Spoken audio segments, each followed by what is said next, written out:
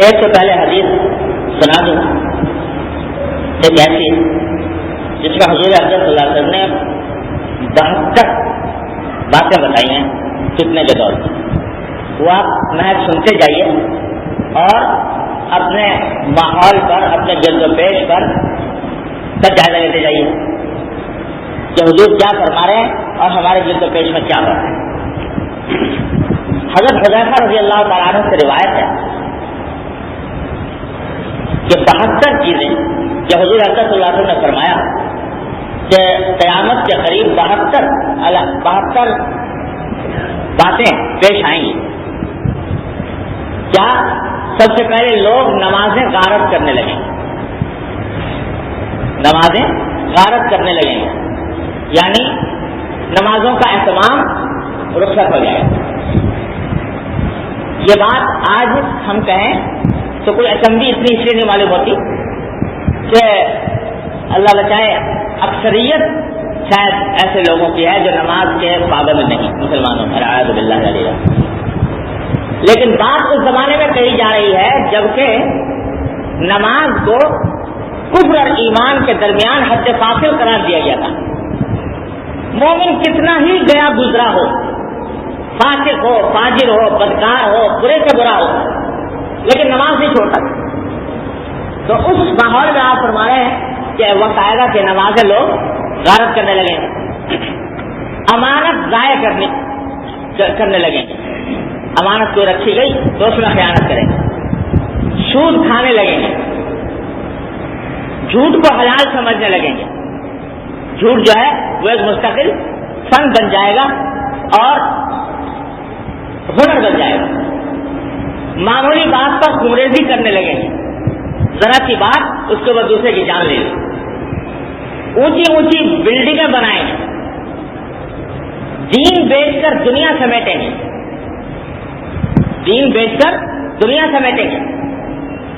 قطع رحمی یعنی رشتے داروں سے بدسلوکی ہوگی، انصاف نایاب ہو جائے گا. جب دیکھتے جاؤ اپنے حالات کا جائزہ لیتے جاؤ. جھوٹ سچ بن جائے گا، لباس ریشم کا پہنا جائے گا، ظلم عام ہو جائے گا، طلاقوں کی کثرت ہوگی، ناگہانی موت عام ہو جائے گی. یعنی ایسی موت جو پہلے سے جس کا اندازہ نہ ہو، اچانک بیٹھے بیٹھے موت آ گئی، ناگہانی موت عام ہو جائے گی. خیانت کرنے والے کو امین اور امانت دار کو خائن سمجھا جائے گا. جو خیانت کرتا ہے وہ تو اس کو کہا جائے گا کہ یہ امانت دار، اور جو امانت کرنے والا ہے اس کے اوپر تہمتیں لگائی جائیں گی خیانت کرنے. جھوٹے کو سچا اور سچے کو جھوٹا کہا جائے گا. تہمت ترازی عام ہو جائے گی، لوگ ایک دوسرے کے اوپر جھوٹی تہمتیں لگائیں گے. بارش کے باوجود گرمی ہوگی، بارش کے باوجود گرمی ہوگی، اور لوگ اولاد کی خواہش کرنے کے بجائے اولاد سے کراہیت کریں گے. بجائے اس کے کہ لوگ جیسے اولاد کی دعا مانگتے ہیں کہ اللہ تعالیٰ اولاد دے، تو اس کے بجائے اس سے کراہیت ہوگی کہ کہیں اولاد نہ ہو جائے. اور دیکھ لو خاندانی منصوبہ بندی، تو بچے دو ہی اچھے. تو یہ حضور اکرم صلی اللہ علیہ وسلم پہلے فرما رہے ہیں کہ کان الولد غیظا، ولد جو ہے اولاد وہ انسان کے لیے کراہیت کا، غیظ کا اور نفرت کا ذریعہ بنے. کمینوں کے ٹھاٹ ہوں گے، جو کمینے لوگ ہیں وہ بڑے ٹھاٹ بات سے ایسے عشرت سے زندگی گزاریں گے، اور شریفوں کے ناک میں دم آ جائے گا. شریف لوگ شرافت کو لے کر بیٹھیں گے تو دنیا سے ڈٹ کر ناک میں دم آ جائے گا. امیر اور وزیر جھوٹ کے عادی بن جائیں گے. امیر سربراہ حکومت، حاکم اور اس کے اعوان و انصار وزراء وہ جھوٹ کے عادی بن جائیں گے، صبح شام جھوٹ بولیں گے. امیر خیانت کرنے لگیں گے، سردار ظلم پیشہ ہوں گے، عالم اور قاری بدکار ہوں گے. عالم ہے اور قرآن کریم کی تلاوت کرنے والے ہیں، مگر بدکار ہے اعوذ باللہ العظیم۔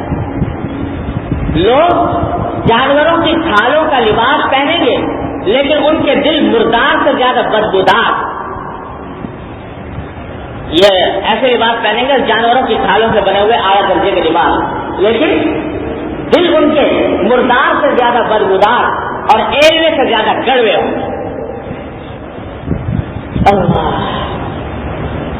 گناہ زیادہ ہو جائے گا، امن کم ہو جائے گا۔ قرآن کریم کے نسخوں کو آراستہ کیا جائے گا، اس پر نقش و نگار بنائے جائیں گے، مسجدوں میں نقش و نگار کیے جائیں گے، اونچے اونچے مینار بنیں گے، لیکن دل ویران ہوں۔ دیکھ لو سارے واقعات آنکھوں کے سامنے حضور اکرم صلی اللہ علیہ وسلم جو کچھ پیش آ رہا ہے سب ایک ایک کر کے بتا رہے ہیں۔ مسجد میں نقش و نگار ہوں گے، اونچے اونچے مینار بنائے جائیں گے، لیکن دل ویران ہوں گے، شرابیں پی جائیں گی، شرعی سزاؤں کو معطل کر دیا جائے گا، لونڈی اپنے آقا کو جنے گی۔ کیا مانا کہ بیٹی ماں کے اوپر حکمرانی کرے گی، یعنی بیٹی ماں کے ساتھ ایسا سلوک کرے گی جیسے آقا اپنی کنیز کے ساتھ لونڈی کے ساتھ سلوک کرتا ہے، اور جو لوگ ننگے پاؤں ننگے بدن رہا کرتے تھے غیر مہذب شائستہ، وہ بادشاہ بن جائیں گے۔ کمینے اور نیچ ذات کے لوگ جنہوں نے جو نسبی اعتبار سے اخلاقی اعتبار سے کمزور اور نیچے درجے کے سمجھے جاتے تھے، وہ سربراہ بن جائیں گے اور حکومت کریں گے۔ اور سنو، تجارت میں عورت مردوں کے ساتھ شرکت کرے گی، عورتیں مردوں کے ساتھ تجارت میں شرکت کریں گی، اور جو آج کل کا نعرہ ہے کہ مردوں کے شانہ بشانہ، زندگی کے ہر کام میں عورتیں مردوں کے شانہ بشانہ چلنے کی کوشش کریں گی، مرد عورتوں کی نقالی کریں گے اور عورتیں مردوں کی نقالی کریں گی، مرد عورتوں جیسا حلیہ بنائیں گے اور عورتیں مردوں جیسا حلیہ بنائیں گی۔ دیکھ لو، اس نئے فیشن نے یہ حالت کر دی ہے کہ دور سے آدمی دیکھے تو پتہ لگانا دشواروں کہ یہ مرد ہے یا عورت۔ تو حضور اکرم صلی اللہ علیہ وسلم کا سال پہلے بتلا رہے ہیں، مرد عورتوں کی نقالی کریں گے، عورتیں مردوں کی نقالی کریں گے، غیر اللہ کی قسمیں کھائی جائیں گی۔ قسم کھانا صرف اللہ کی جائز ہے، اللہ کی کسی صفت کی جس میں قرآن بھی داخل ہے، لیکن اور کسی چیز کی قسم کھانا حرام ہے، لیکن لوگ اور چیزوں کی قسمیں کھائیں گے، تیرے سر کی قسم، میرے سر کی قسم۔ یہ مسلمان بھی بغیر کہے جھوٹی گواہی دینے کو تیار ہوگا، یعنی یہ بھی غلط کہہ کر حضور اکرم صلی اللہ علیہ وسلم نے بتلایا کہ اور لوگ تو یہ کام کرتے ہی ہیں، لیکن مسلمان سے تصور نہیں ہو سکتا کہ وہ یہ کام کرے کہ جھوٹی گواہی دے، لیکن اس وقت مسلمان بھی جھوٹی گواہی دینے کو تیار ہو۔ صرف جان پہچان کے لوگوں کو سلام کیا جائے گا، صرف جان پہچان کے لوگوں کو سلام کیا جائے گا، مطلب یہ کہ جا رہے اور اگر کسی آدمی سے جان پہچان نہیں ہے تو سلام نہیں، ہاں جان پہچان ہے تو کر لیا، یہ بھی ان کا احسان ہے کہ کر لیا جان پہچان والے کو۔ حالانکہ حضور اکرم نبی کریم صلی اللہ علیہ وسلم نے فرمایا کہ مومن کا کام یہ ہے کہ السلام علی من عرفت ومن لم تعرف، جس کو جانتے ہو اس کو بھی سلام کرو، جس کو نہیں جانتے اس کو بھی سلام کرو۔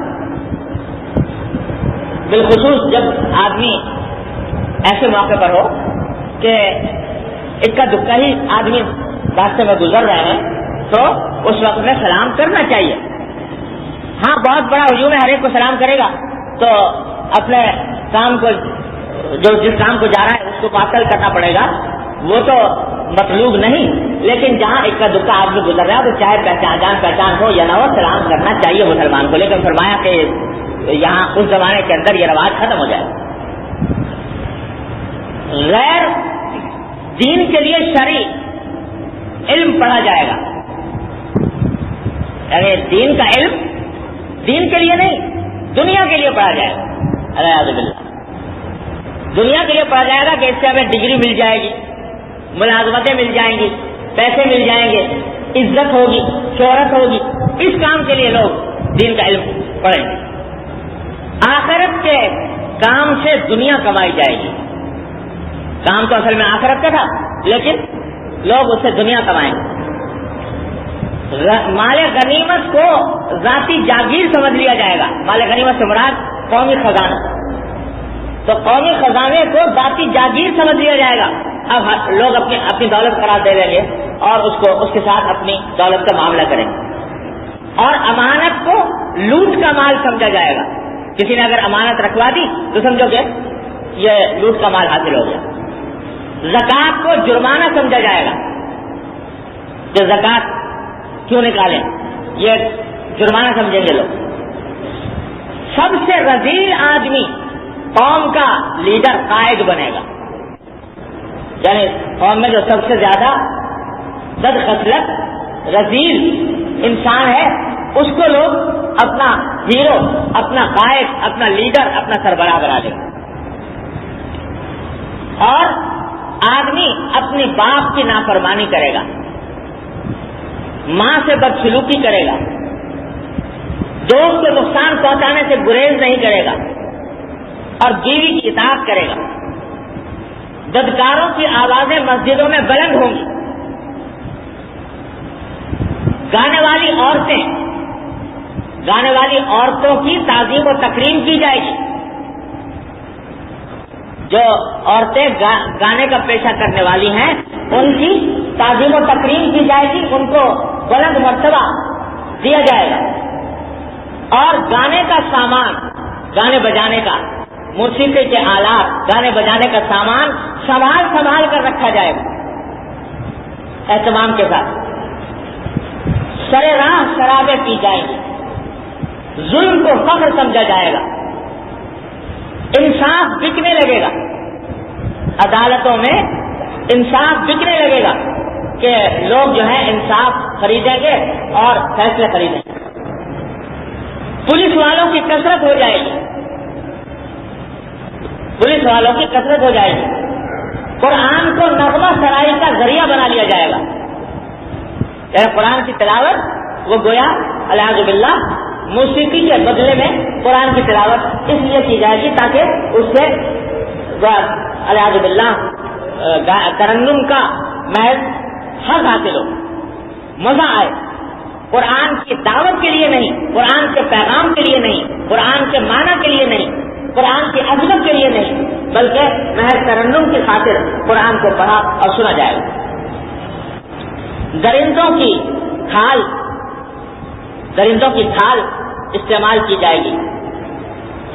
امت کے آخری لوگ اپنے سے پہلے لوگوں کو لعن طعن کریں گے. یعنی ان کے اوپر تنقیدیں ہوں گی کہ ہمارے جو اسلاف تھے ان کے اوپر اعتماد کرنے کے بجائے ان کے اوپر تنقیدیں کی جائیں گی، لعن طعن کیا جائے گا کہ انہوں نے یہ بات غلط کہی اور یہ طریقہ غلط اختیار کیا. اب دیکھو آج ایک پوری مخلوق ہے جو صحابہ کرام رضی اللہ تعالیٰ عنہ اجمعین کی شان میں گستاخیاں کر رہی. ایک پوری مخلوق ہے جو ائمہ کرام جن کے ذریعے دین ہم تک پہنچا ان کی شان میں گستاخیاں کر رہی ہے، ان کو بیوقوف بنا رہی ہے کہ وہ قرآن کو نہیں سمجھے، حدیث کو نہیں سمجھے، دین کو نہیں سمجھے. آج ہم جو تشریح کر رہے ہیں وہ درست. تو فرمایا کہ یہ علامتیں ہوں گی اور جب یہ علامتیں ظاہر ہوں تو انتظار کرو کہ یا کوئی سرخ آندھی آ جائے اللہ کی طرف سے، یا زلزلے آ جائیں، لوگوں کی صورتیں بگڑ جائیں، آسمان سے پتھر برسیں، یا اللہ تبارک و تعالیٰ کا کوئی اور عذاب آئے. الیاذ باللہ. یہ 72 صفات حضور اقدس صلی اللہ علیہ وسلم نے ایک حدیث میں بیان فرمائی. اب آپ ان میں سے ایک ایک کا جائزہ لے کر دیکھ لیجیے کہ کس طریقے سے یہ حضور اقدس صلی اللہ علیہ وسلم کی باتیں کس طرح پوری ہو رہی ہیں ہمارے معاشرے کے اندر. اور جو عذاب ہم پر مسلط ہے آج وہ در حقیقت انہی بدعمالیوں کا نتیجہ